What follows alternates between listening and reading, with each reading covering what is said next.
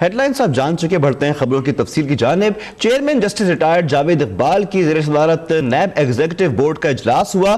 Chairman NAB نے سابق وزیر اعظم نواز شریف اور وزیر اعلیٰ پنجاب کے خلاف رائیونڈ میں سڑک کی تعمیر میں 12 کروڑ کی مبینہ بدعنوانی پر ریفرنس دائر کرنے کا حکم دیا۔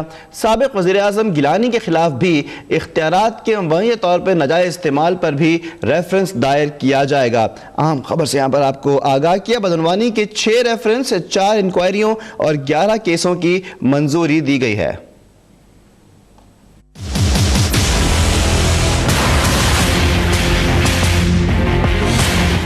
Chairman NAB justice retired Javed Iqbal کی زیر صدارت قومی احتساب بیورو کے ایگزیکٹو بورڈ کا اجلاس ہوا۔ اجلاس میں بدعنوانی کے 6 ریفرنسز دائر کرنے، 4 انکوائریاں اور 11 کیسوں کی تحقیقات کی باقاعدہ طور پر منظوری دی گئی۔ نیب بورڈ نے سابق وزیر اعظم نواز شریف اور وزیر اعلیٰ پنجاب شہباز شریف اور دیگر کے خلاف ریفرنسز دائر کرنے کی منظوری دی۔ انہوں نے مبینہ طور پر رائیونڈ سے شریف فیملی کے گھر تک غیر قانونی دورایا سڑک تعمیر کر کے قومی خزانے کو تقریباً 12.5 کروڑ روپے نقصان پہنچایا۔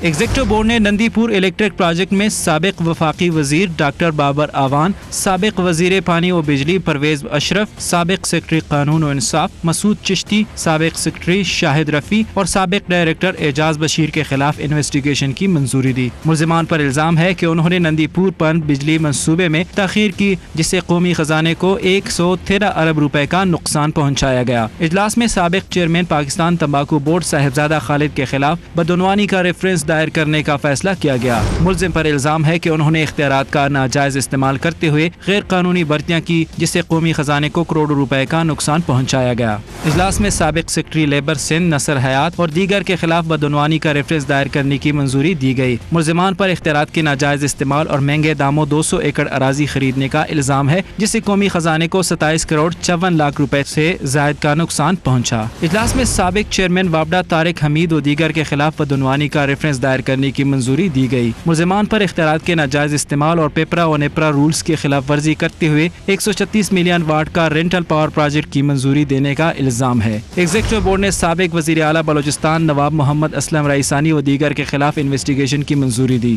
ملزمان پر غیر قانونی طور پر 1 ارب 80 کروڑ روپے حکومت بلوچستان سے معاوضہ وصول کرنے کا الزام ہے، جو کہ مبینہ طور پر انہوں نے اپنے رشتہ داروں میں تقسیم کی۔